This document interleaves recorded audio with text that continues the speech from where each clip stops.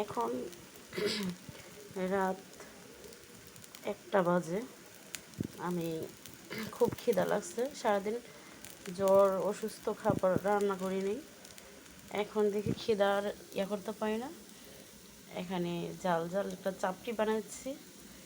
এখানে আলু, পেঁয়াজ, কাঁচামরিচ, ধনিয়াপাতা, আটা, হলুদ, লবণ, মরিচ সব কিছু একসাথে দিয়ে মিক্স করে একটা পিঠার মতন বানানো হয়েছে। প্রচুর খিদা লাগছে।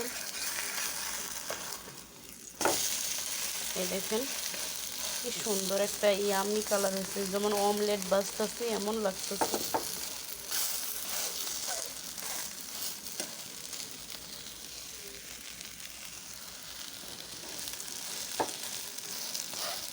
ভাবলাম আপনাদের সাথে শেয়ার করি।